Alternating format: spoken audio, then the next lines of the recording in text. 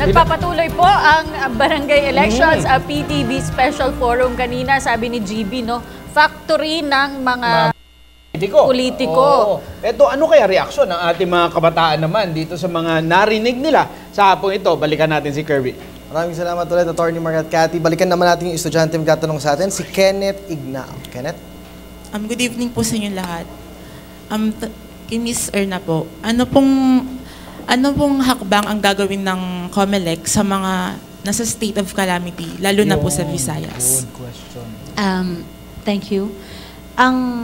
Right now, ang ginagawa po namin ngayon ay kumukuha po kami ng reports from our field offices, and also we're having coordinative efforts with our PNP, AFP at saka yung sa iba pa pong ahensya ng gobyerno kung ano po ang talagang estado nitong mga lugar, yung mga bayan-bayan na apektado po ng kalamidad.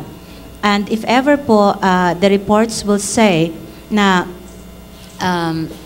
elections are not possible on October 28, then we can have our recommendations. We can have recommendations to our commission and bank, composed of our chairman and the commissioners, na i-postpone po yan to a later date, but preferably, especially ako, chairman, preferably not beyond November 28, kasi November 30 po yung end of term ng ating mga kasalukuyang nakaupo sa ating mga barangay.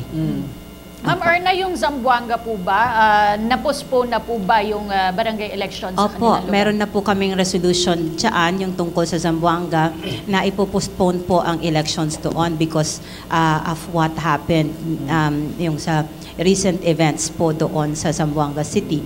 Ang hindi lang po namin alam ay ang exact date. Pero just like the calamity and the storm hit areas, preferably not beyond November 28 para po makahabol sa November 30. Alright. Alright, Cathy, Atty. Mark, Balik tayo kay Kirby. may katanungan din ako kay Miss Erna ulit. Ma'am, pagdating po ng counting po, malaking issue po yung dagdag bawas po dun sa bilangan po ng mga boto. At yung mga nagbibilang po ng boto ay yung mga guro. Ma'am, magiging liable ba yung mga guro sakaling dagdagan nila or bawasan po nila yung bilang po ng mga mananalo po ron sa resulta ng botohan?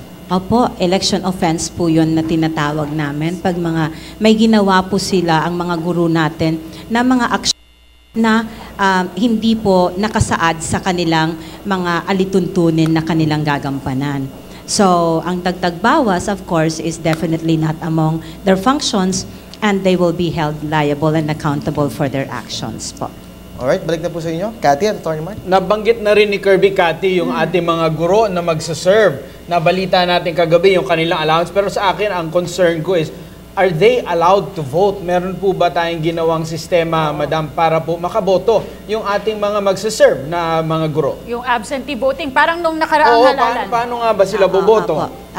Absentee voting po is one of the remedies or alternatives that we have put in place, and also that they are allowed to vote they are allowed a certain period of time to vote in their precinct, kasi usually the teachers that are serving in a particular area are usually within the municipality or the area where they are registered voters. Malalapit lang naman ito dahil doon nangaling sila sa kung saan sila nakatira. Ingan ko lang ng si Jules, no, bilang isang kabataan, ano yung mga hinahanap mo sa isang barangay official? Kasi kanina nasabi na yung mga dapat na qualities na taglay ng mga kandidato.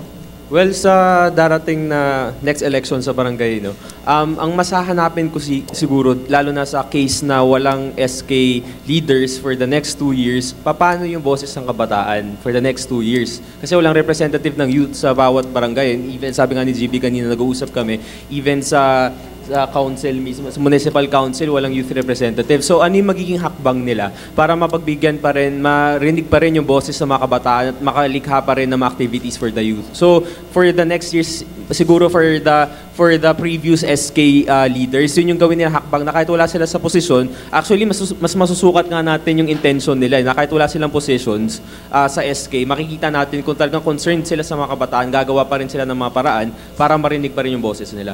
Ano ang plano ng DILG para matulungan naman, Cathy, yung ating mga kababayan na makilala itong kanilang mga kandidato? Dahil syempre, COMELEC parte niyan, pero yung ating interior and local government, ano yung mga programa, kung meron man, sir, para po ma-inform yung ating mga kababayan para dito sa kanilang dapat na mga batayan sa pagpili? Okay. Kami po ng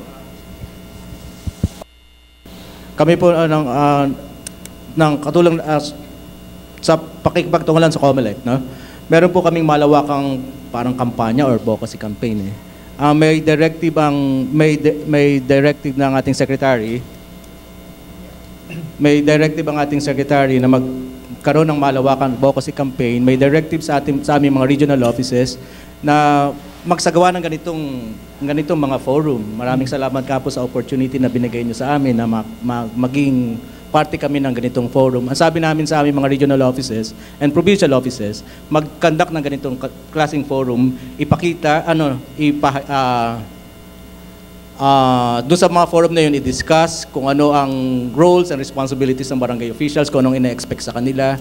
And then para sa pagpili ng ating mga botante na kanilang iahalal, alam nila yung kung anong magiging batayan. Ang unang batayan, uli ang aming gustong idiin, may mga key messages kasi kami doon sa mga campaign. Ang sabi namin doon sa campaign is that, katulad na nasabi natin yung kasama nating Jules, yung kailangan yung accountable, yung kasi advocates kami ng pagiging hayag na pamamahala. So sabi namin dapat maging mag-adhere sila dun sa full disclosure, maging accountable.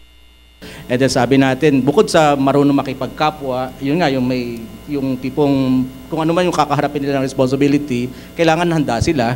And then, ang sabi natin doon, kailangan nag-a-adhere sila doon sa malawakang pakikilahok. Kasi ang barangay natin, in the first place, kaya yan na-create for popular participation kasi yan eh. Hindi yan dahil sa ano pa man na-create na para bang magpo-provide ng services na katulad ng cities and municipalities.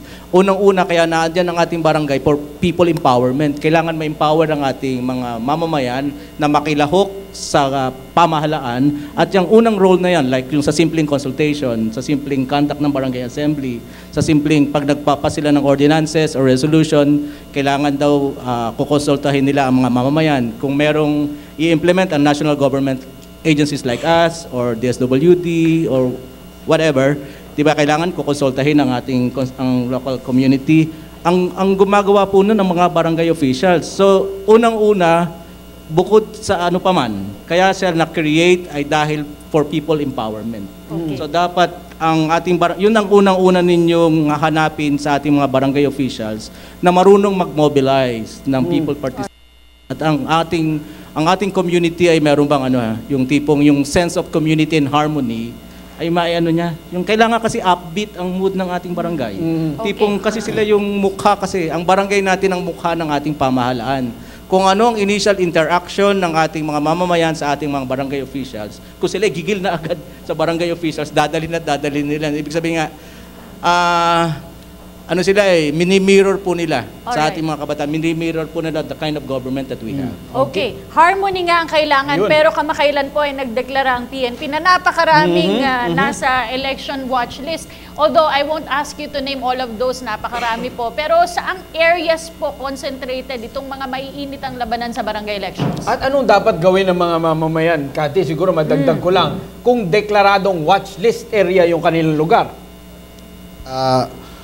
Bali, ganito po yan, sir. No? Actually, hindi naman po dapat mabahala yung ating mga kababayan na pag sinabing election watch list of area isang lugar, napakadelikado na po. Ito po, ang gusto lang natin pong i-point out dito is para po mabigyan natin ng tamang atensyon yung mga ganitong lugar. Para on the part of the PNP, sa amin po, tama yung magiging ng mga resources. Especially like po yung personnel natin, pag-deploy natin, magiging maayos po. Kaya ginagawa po natin itong pag-identify ng election watch list of areas. Regarding po sa tanong nyo, sir, meron po tayong mga identified na areas. Hindi ko na po ibibigay yung specifics kasi napakarami nga. Around 7,000 po ay identified natin. Pero dito po, yung mga areas po na ito ay may mga regions po tayo na identify na meron po mga election watch list of areas. Like for example, sa Region 9, Region 8, and Region 6 and Region 7. So yan po yung mga areas. Pero meron pa po, patuloy pa po yung pag-a-assess ng PNP para nga po ma-identify yung mga ganitong sinasabi nating election watch list of areas. And dahil nga kailangan pong ma-educate ang ating mga mamamayan, lalong-lalo na po ang ating mga kabataan na narito ngayon, tanungin po natin si Miss Erna, ano-ano po yung mga steps sa pagboto? Alam po natin na tuwing meron tayong forum tungkol sa eleksyon ay tinatanong po natin ito. Very quickly, ma'am. Pagdating po sa presinto, ano pong gagawin nila? Pagdating po nila sa presinto, tingnan po nila, meron po kaming nakapost doon sa labas ng presinto, ang kanilang mga pangalan, tingnan po nila doon ang kanilang pangalan, may approach po nila yung aming BET, or the election tellers now, BEI siya ng elections. For the barangay, we call them the BET, or the Board of Election Tellers, yung mga teachers. Present themselves, identify themselves, and then titingnan po siya doon sa aming Election Day CVL or Computerized Voters List. Pag nandun naman po siya, wala naman pong nag-o-object sa kanyang mga pangalan at kung bakit siya nandun, nahirehistrado siya. And then, bibigyan po siya ng balota na duly signed by the barangay, by the chairman of the Board of Election Tellers. And then, he or she proceeds to the voting booth or area, votes for the punong barangay and the 7 kagawads, and then ifo-fold po niya yung kanyang balota para po syempre hindi makita, and then